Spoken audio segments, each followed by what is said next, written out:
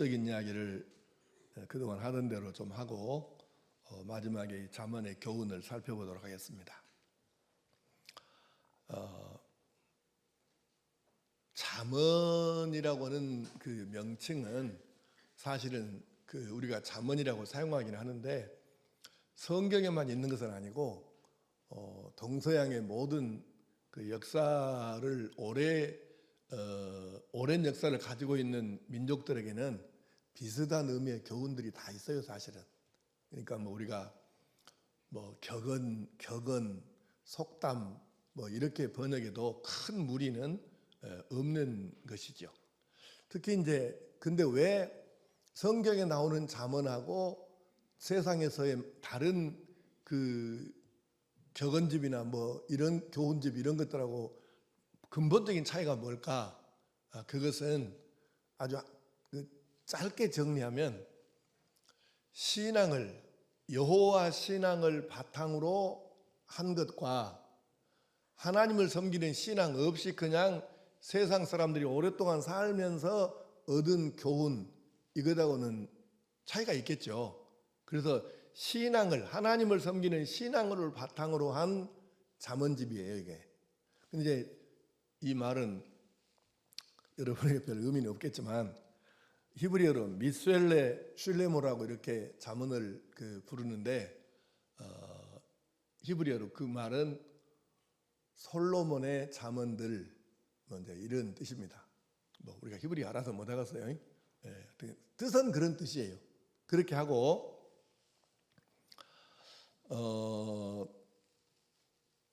내용은 짧고 간결하지만 그렇죠? 대개 한두 문장 정도의 그 구절로 되어 있으니까 짧고 간결하지만 그러나 결코 가볍지 않은 지혜를 우리에게 주는 것입니다.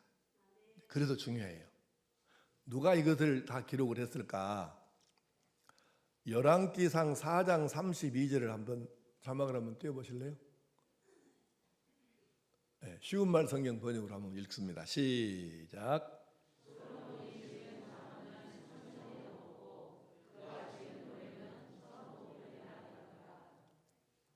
네, 대단하죠. 솔로몬이 대단한 사람이에요. 일단 솔로몬이 말한 잠언이 3,000구절이 넘는다고 하니까 진짜 굉장한 사람이죠. 근데 그걸 다 기록에 놓지는 못했던 모양이에요. 그래서 지금 잠언에 나온 구절도 400구절이 안 되니까. 어쨌든 3,000구절이 넘는 굉장한 이 잠언을 얘기했다고 하니까 정말 대단한 사람인 것은 맞습니다. 내가 한 말도 사실은 잠언은 불경죄에 들어가려나 모르겠네. 내가 한 말도 잠언에 들어갈 만한 말이 있어요. 내가 5.18 광주 그 당시에는 광주 사태라고 했어요. 광주 사태 때 5월 21일에 광주를 빠져나왔는데 총 쏘는 차검한 총에다가 칼 꽂는 거 차검이라고 하죠. 그래, 차검한 총으로 그 아이들 찌르는 이 철심박은 방망이로 데모하는 시위하는 대학생들 청년들 머리통을 그대로 치는 거 다 보고 내가 광주를 도망 나왔거든요. 내가. 그러니까 그때 도청 앞에 금남로에서 스크럼 짜고 이렇게 행진할 때 같이 내가 왜 광주를 사실 빠져나왔냐면 그날에서는 내가 안 나왔을 거예요. 근데 왜 나왔냐면 스크럼 짜고 이렇게 행진하다가 총알이 날라왔는데 바로 이렇게 왼쪽에서 스크럼 짜고 같이 가던 누군지도 모르는 그거는 전부가 다 그냥 함께 가는 적이니까 누군지도 모르죠. 근데 그쪽의 사람이 총알을 맞고 쓰러졌어요. 그러니까 만약에 그 총알이 30cm만 이렇게 왔으면 내 심장에 맞으면 내가 죽었겠죠. 그래서 내가 광주 사태 끝나고 나서 뭐라 했냐면 내가 겪어봤는데 삶과 죽음과의 거리는 30cm더라. 내가 그랬어요. 여러분 이해가 될는지 안 될는지 모르지만 하여간 그래서 내가 체험한 바로는 이거는 이제 그냥 비유적인 얘기지만 실제 경험은 내가 그렇게 봤어요. 그래서 사는 것하고 죽는 것은 그렇게 거리가 멀지 않더라. 체험적으로 느껴서 그렇게 이야기를 해본 적이 있는데, 하여간 이렇게 삶에서 신앙적으로 경험한 이 솔로몬의 잠언은 3,000구절이 넘으니까 엄청난 거잖아요. 그런데 실제로 이제 잠언이 지금 성경 잠언에 기록된 이 잠언들은 솔로몬이 제일 거의 대부분이고, 이제 솔로몬이 기록했다는 얘기가 1장 1절에 나오고 10장 1절에 나오고 25장 1절에 나와요. 솔로몬의 잠언이라고 이렇게 나오니까 그게 솔로몬의 잠언이고, 그 다음에 아굴이라는 사람이 나와요. 이 사람은 30장, 잠언 30장을 기록한 사람이고, 그 다음에 31장에는 느무엘 왕의 어머니가 나와요. 이 사람이 이제 잠언을 또 31장에 어느 정도를 썼고, 그리고 누군지를 모르는, 이름을 모르는 사람도 한 두세 명 됩니다. 성경이 뭐라 그러냐면은, 예를 들어서 잠언 22장 17절 같은 경우에 지혜 있는 자가 이르되, 그러니까 이 사람은 이름이 없어요. 누군지를 모르지 우리가. 그래서 대강 이름이 드러난 사람이 솔로몬과 아굴과 르무엘이고, 그 다음에 이름 모르는 사람이 한 두세 명 됩니다. 그 다음에 누구를 향하여 이 잠언을 썼을까? 하나님의 지혜로 인생을 살기 원하는 하나님의 백성들에게 주신 것이죠. 기록 목적은 아직 경험이 적은 젊은이들과 스스로 나는 지혜가 없어, 지혜가 더 필요해. 아마 여러분이 그렇게 어떻게 느끼시는지 모르겠는데, 우리가 세상을 살다 보면은 아이고 나는 진짜 조금 지혜가 좀 더 있으면 좋겠는데, 이렇게 느낄 때가 여러분은 어쩐가 모르겠는데 저 같은 경우는 많습니다. 아이고 그때 내가 참 지혜가 없었네, 그렇게 하면 안 되는데 부터 시작을 해가지고 지혜가 내가 더 있어야 되는데, 그 생각을 하루에도 몇 번씩 할 때가 있어요. 그럴 때가 참 많거든요. 그러니까 이렇게 나이가 아직 젊거나 어려서 이런 삶의 지혜들을 못 깨달았거나 나이를 들어도 지혜가 부족하다고 느끼는 사람들에게 바로 슬기롭게 사는 방법을 알려주기 위해서 이 잠언을 기록한 것이죠. 기록 연대는 지금 솔로몬 왕이 즉위했던 그 시기부터 이제 이 잠언들을 수집해 가지고 편집을 한 사람을 우리가 히스기야라고 그래요. 히스기야 왕으로. 그러니까 히스기야가 실제로 다 수집하지는 않았지 않겠습니까? 그러니까 가령 뭐 예를 들어서 유교적 관점에서 모든 그 천하 만물을 논한 책을 여시춘추라고 하는데, 그건 한나라의 승상이었던 여부리가 중심이 되어서 편찬을 한 거예요. 근데 사실은 저자를 여부리라고 하는데 여부리가 쓴 것이 아닙니다. 그런데 여부리가 중심이 되어 가지고 자기가 승상 때에 당대의 아주 대단한 학자들을 모아 가지고 세상에 여러 가지 이제 우리식으로 말하면 만물에 대해서 이제 논술을 한 것이죠. 그를 여시춘추라고 하는데 여부리가 쓴 게 아니에요. 근데 저자를 누구라고 하면 여부리라 그래요. 근데 그다음에 이거는 이제 유교적 관점인 거고, 도교적 관점에서 기록한 책이 있어요. 백과사전책으로. 그걸 뭐라고 하냐면은 회남자라 그래요. 그럼 이 회남자는 뭔 책이냐면은 한 고조 유방의 손자인 유안이라는 사람이 있어요. 이름이 외자입니다. 근데 이 유안은 나중에 남쪽에 있는 나라 중에 분봉왕이었어요. 그래서 이 회남왕 유안이 천하의 또 대단한 학자들을 불러다가 도교적 관점에서 이 세상 여러 가지 이 백과사전적으로 이게 논해놓은 것입니다. 근데 이것도 저자가 누구냐면 회남왕이라 그래요. 회남왕 유안이라고. 근데 아니에요. 실은 학자들이 많은 사람들이 동원돼서 기록한 거예요. 근데 왜 이거를 저자를 이렇게 말하나? 그게 마찬가지입니다. 그래서 지금 그 잠언도 마찬가지고, 근데 히스기야 왕이 그동안에 있었던 잠언들을 다 모아가지고 솔로몬의 잠언을 중심으로 해서 편집을 해놓은 거예요. 그게 지금 잠언서입니다. 그래서 이것을 편저자를 이제 히스기야라고까지 하는데, 어쨌든 그러면 히스기야를 마지막이라고 봤을 때 시작은 솔로몬이 왕 되었을 때부터 그 다음에 마지막 수집 연대를 히스기야 왕의 죽기 얼마 전까지 이렇게 하면은 시작과 끝의 연대가 나오겠죠. 그래서 BC 950년에서 BC 700년 정도에 이 잠언들이 모두 기록이 된 것으로 그렇게 우리가 이해를 하고 있습니다. 잠언서의 특징은 첫째는 신앙에 기초한 지혜 있는 현자들의 삶의 교훈입니다. 근데 이제 이거를 이제 내가 여러분이 항상 지금 조심스러운 게, 너무 자세히 여러 가지를 알려드리면 본론에 이게 좀 약해지는 경우가 있어요. 진짜 기억할 것을 못하고 덜 중요한 것을 기억하는 경향이 있어서 조금 조심스러워서 가능은 좀 줄이려고 하는데, 이스라엘에는 우리가 기름 부음 받은 사람, 이제 메시아 또는 그리스도, 이거를 세 종류로 얘기하잖아요. 세 종류가 뭐예요? 항상 내가 순서를 지키라고 했잖아요. 순서는 선지자, 제사장, 왕이에요. 그런데 왕은 집행자이니까 빼고 이스라엘에서는 세 그룹이 백성들에게 아주 존경을 받고 추앙을 받는 그 세 그룹이 있었어요. 그 세 그룹이 뭐냐면은 선지자하고 제사장은 맞는데 왕을 빼고 현자라 그래요. 또는 지혜자라고 하고.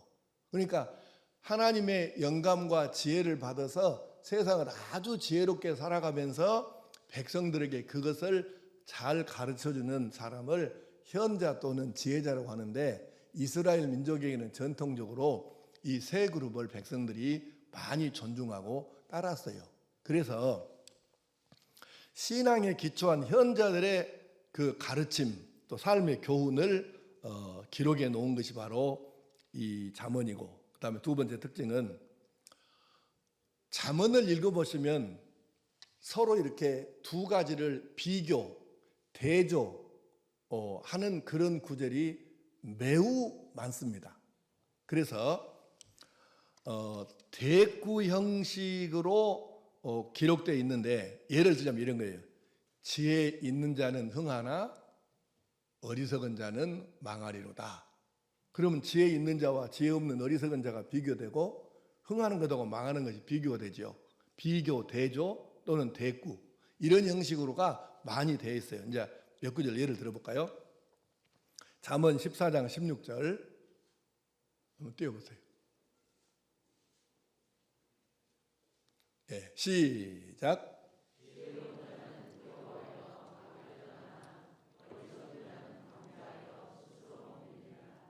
아멘. 잠언 29장 11절 시작. 어리석은 자는 자기의 노를 다 드러내어도 지혜로운 자는 그것을 억제하느니라.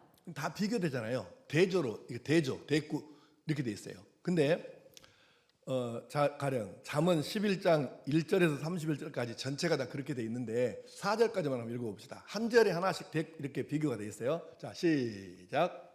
속이는 저물은 여호와께서 미워하시나 공평한 주는 그가 기뻐하시느니라. 교만이 오면 욕도 오거니와 겸손한 자에게는 지혜가 있느니라. 정직한 자의 성실은 자기를 인도하거니와 사악한 자의 패역은 자기를 망하게 하느니라. 재물은 진노하시는 날에 무익하나 공의는 죽음에서 건지느니라. 아멘. 이게 다 한 절마다 다 이렇게 비교됐잖아요. 대조 이렇게 해가지고 비교해가지고 교훈을 주는 거예요. 그러니까 이해가 쉽잖아요. 이해가. 이거 읽으면서 잠언 읽으면서 엄청 어렵네, 이런 사람은 없어요. 뭐 이사야, 예레미야를 읽으면서 레위기를 읽으면서 이거 성경 어려워서 못 읽겠네, 이런 사람들은 있지만은 잠언 읽으면서 나 머리 아프다야, 이런 사람은 없어요. 읽으면 그냥 이해가 되게 되잖아요. 이건 아주 쉽게 돼 있어요.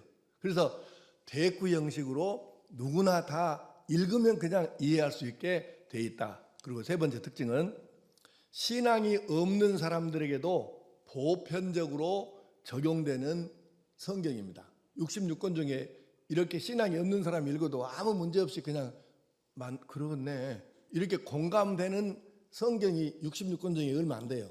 근데 이 잠언이 바로 거기에 속합니다. 한 절만 읽어봅시다. 잠언 11장 17절 시작. 인자한 자는 자기의 영혼을 이롭게 하고 잔인한 자는 자기의 몸을 해롭게 하느니라. 아멘. 이거하고 예수 신앙이 있는 것하고 없는 것하고 뭔 관계가 있어요? 그러니까 신앙이 전혀 없는 사람도 이런 말씀을 읽어보면서는 그냥 누구에게나 다 해당되고 맞아 그러겠네 이렇게 이제 공감을 불러일으킬 수 있다는 거죠. 그래서 보편적이다 이런 특징을 가지고 있고 내용은 5구분 정도 나눌 수 있습니다. 잠언 31장 전체를 먼저 1장부터 9장까지는 젊은이들에게 15가지의 어떤 그 짤막한 이야기라 할까? 그런 형식으로 15꼭지가 있어요. 15문단으로 나누어 가지고 이 젊은이들에게 교훈을 줍니다.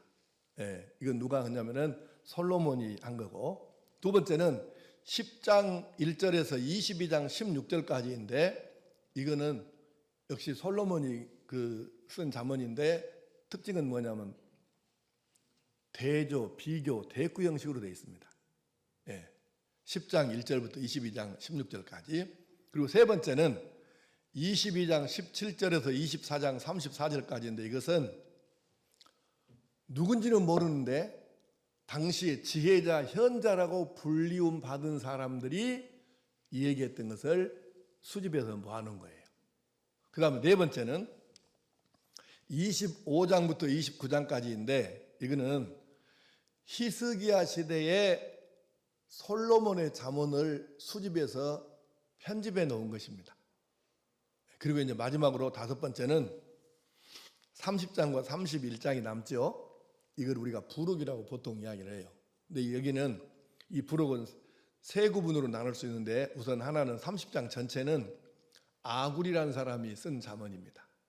그리고 31장을 둘로 나누는데 먼저 31장 1절에서 9절까지는 르무엘이라는 왕이 있는데 이 왕이 어느 나라 왕인지를 모르겠어요. 성경에 언급이 없고 어디 고고학적으로 지금 이제 찾으면은 지금 뭔가 이렇게 크게 뉴스에 나올 터인데 아직 고고학적 발굴도 안 돼서 누군지를 이건 설명할 길이 없습니다. 근데 르무엘이라는 왕이 있는데 이 왕이 어렸을 때 어머니에게 듣고 배운 말이에요. 근데 르무엘의 어머니가 매우 지혜로웠던 여성 같습니다. 그래서 자기 아들에게 너는 이렇게 살아야 된다는 교훈을 주었는데 그 교훈을 지금 르무엘이 이건 내가 어머니한테 들은 것이다 해서 이걸 지금 전해준 거죠. 그것이 바로 31장 1절에서 9절이고 그리고 10절에서 31절까지는 현수가 낳은 애는 어떤 사람인가 이것을 알려주는 건데 저도 이 어렸을 때부터 이 구절을 읽으면서 굉장히 감동을 받았던 구절이기도 합니다. 이렇게 전체를 한 5구분으로 이렇게 나눌 수 있고 이제 마지막으로 잠언의 교훈, 잠언은 우리에게 뭘 가르치시려고 이렇게 이 성경을 주셨는가 이걸 조금 정리해 보겠습니다. 맨 먼저는 모든 지혜는 창조주를 알고 믿는 데서 시작한다. 이제 사실은 이 첫 번째 하나만 제대로 우리가 이해를 해도 이게 잠언의 교훈을 이제 꿰뚫는 것이 될 수 있어요. 다시 말하면 여러분 우리나라가 부끄러운 기록을 참 많이도 가지고 있는데 세계적으로 그 부끄러운 기록 중에 하나가 뭐냐면 외국으로 아이들을 너무 많이 수출하는 나라입니다.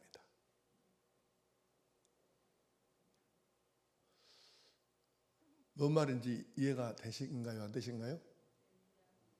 예, 아이들을 많이 수출을 해요. 수출이라고 말하니까 거부감이 좀 느껴지는 분들도 계시겠지만 강조하기 위해서 이 단어를 쓰는 거예요.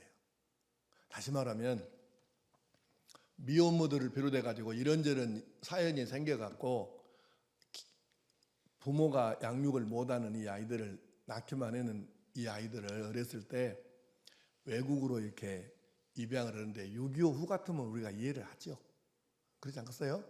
근데 이렇게 지금 먹고 살기 좋은 나라, 이 너무 많이 퍼먹어 가지고 살과 전쟁 아는 사람이 없을 정도로 한 이 나라에서 아이를 안 키우고 다른 나라로 입양을 보낸다고 하는 것은 이 나라의 수준입니다. 그것이 부끄럽고 참담한 일이거든요. 그런데 아직도 이 오명을 못 벗고 있는데 과거에 20년, 30년, 40년 전에 외국으로 해외로 입양 갔던 그 아이들이 커가지고 자라가지고 물론 힘들게 사는 사람도 있겠지만 가령 프랑스나 몇 나라들에서는 이 아이들이 커가지고 그 나라의 장관도 되고 의원도 되고 이런 잘 되는 경우도 사실 꽤 있고요. 그런데 가끔 뉴스에 이런 얘기들 나오잖아요. 지금은 메인 뉴스에는 나오도 않지만 그 사람들이 외국으로 입양 갔던 사람들이 자라가지고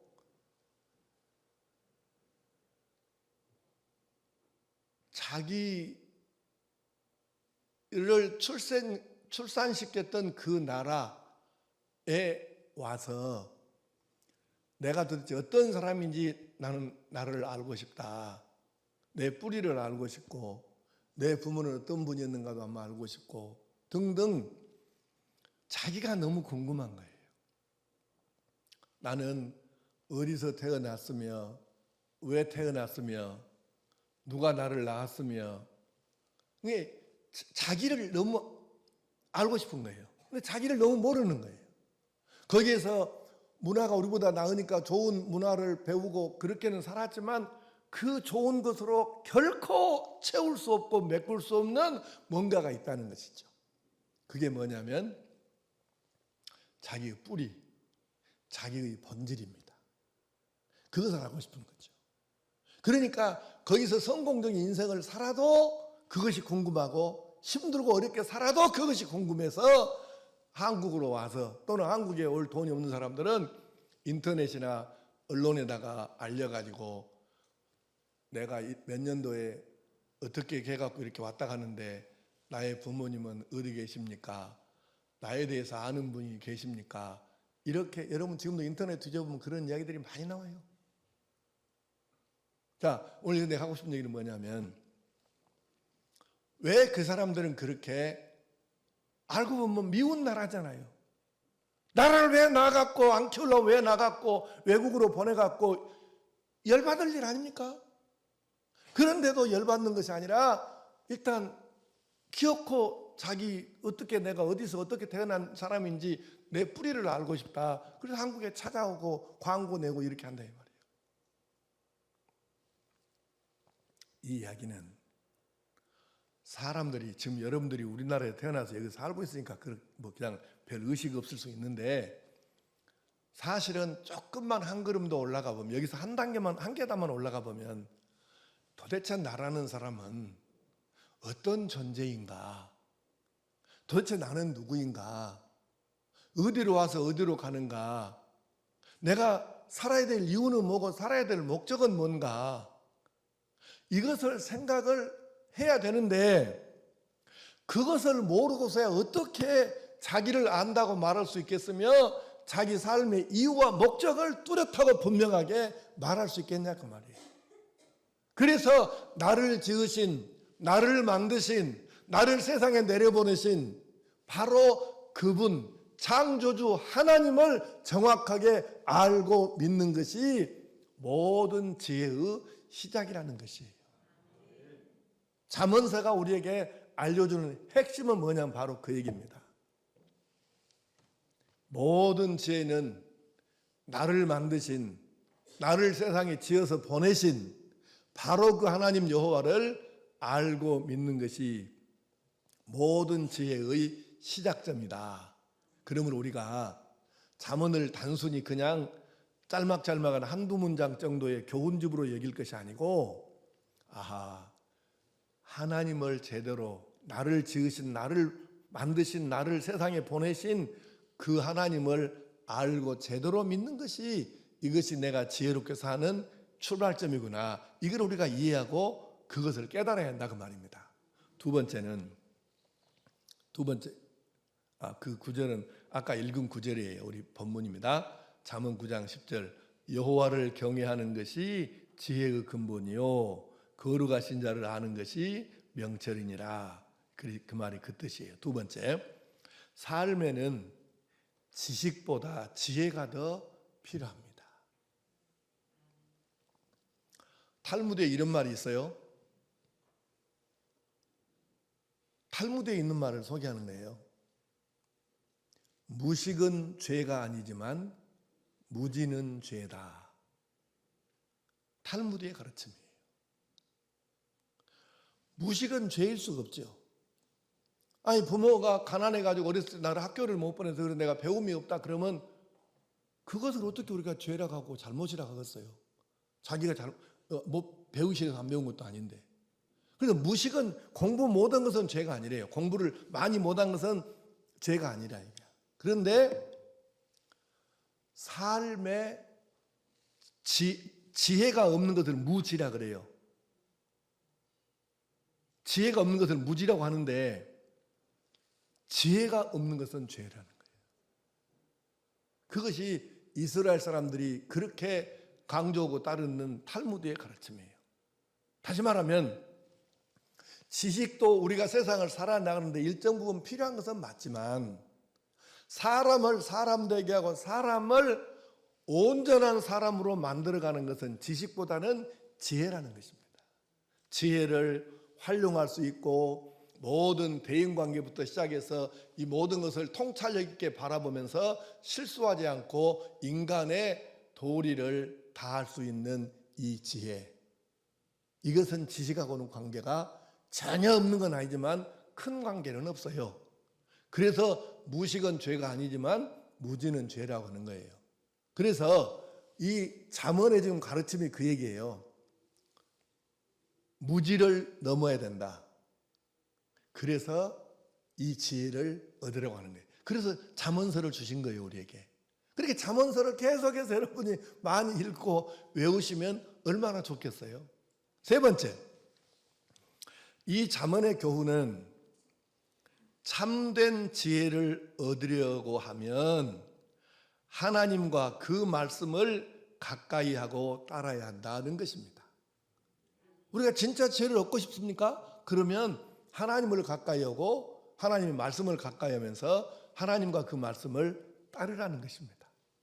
그러면 지혜가 우리 삶에 쏙쏙 들어오고 실수하지 않고 우리가 가야 할 길을 온전히 가도록 이끌어 준다고 가르치는 거죠. 네 번째는 윤리도 신앙의 한 부분이라는 것입니다. 잠언서에는 많은 윤리적 교훈이 나와요. 부모를 공경하라부터 시작해서 이웃들과의 관계는 어떻게 지내야 되는지, 구제는 어떤 것인지, 돈은 어떻게 써야 하는 것인지, 성적인 부분은 어떻게 해야 되는 것인지, 부부는 어떻게 살아야 되는 것인지, 하여간 이런 윤리적인 그 교훈들이 꽤 많이 나오는데 이게 무슨 얘기냐면 윤리도 신앙의 한 부분이라는 것이에요. 그걸 지금 가르치는 거예요. 여러분, 신앙 좋은 사람이 윤리가 형편없다, 그런 사람 본 적 있어요, 없어요?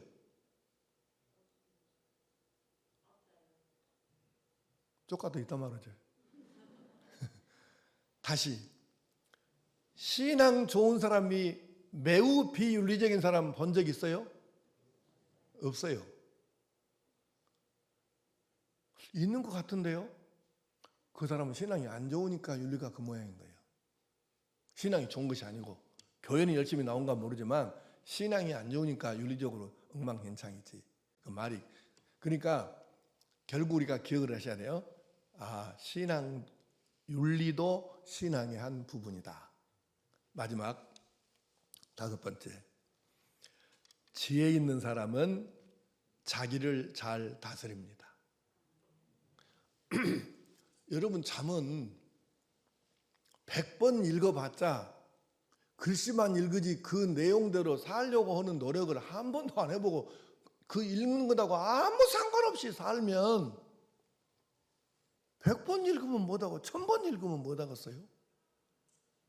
근데 중요한 건 뭐냐면 지혜 있는 사람은 자기를 잘 다스린다. 이 이야기는 지혜의 말씀을 잘 적용해서 자기를 바꿔간다 그 말이죠. 변화시켜간다 그 말이죠. 예. 안 그러면 아무 소용없는 짓이잖아요. 잠언보다 귀한 것이 있는가는 모르지만 설령 잠언보다 귀한 것이 있다고 칩시다. 읽어봤자 하나도 내게 적용을 안 한다 그러면은 그건 못할 것입니까 그것을. 그래서 지혜 있는 사람은 자기를 잘 다스려서 자기를 말씀을 이 잠언의 지혜 말씀을 적용해 갖고 자기를 변화시키고 바꿔간다는 것이죠. 이것이 우리에게 필요한 것이죠. 그러므로 잠언 16장 32절은 이렇게 말씀하십니다. 노하기를 더디하는 자는 용사보다 낫고 자기의 마음을 다스리는 자는 성을 빼앗는 자보다 나으니라. 그러니까 이제 우리가 주일 낮예배 때 여러분 고백의 기도하면 사죄의 선언을 하는데 그때 거기에서 가장 이기기 어려운 존재인 내 자신까지 이겨 승리하게 하시고, 이 말이 그냥 뭔 말인지 모르고 대부분 사람들이 교인들이 듣겠죠. 다 알아요. 내가 그렇게 대부분 별 생각 없이 그냥 주문 외우는 것처럼 그렇게 듣는다는 걸 내가 잘 압니다. 근데 조금만 생각해 보십시오. 자기를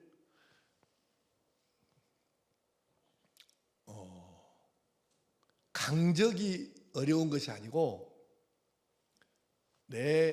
내가 나를 못 해보는 것, 못 이기는 것, 이것이 사실은 제일 무서운 것이에요. 자기를 다스리는 사람은 어떤 강적도 이길 수 있어요. 그러니까 제일 큰 문제는 뭐냐면 내 자신과 싸워 이기고 내 자신을 내가 잘 억어하고 다스리는 것이에요.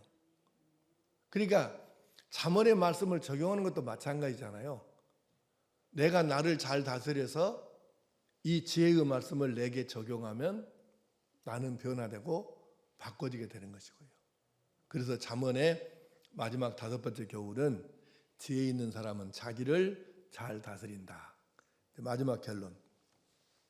처음에도 아까 말씀을 이렇게 우리 나누고 읽었습니다마는 잠언 전체의 교훈은 바로 잠언에서 요절을 빼라, 한 구절만 요절을 빼라, 이런 바로 9장 10절입니다.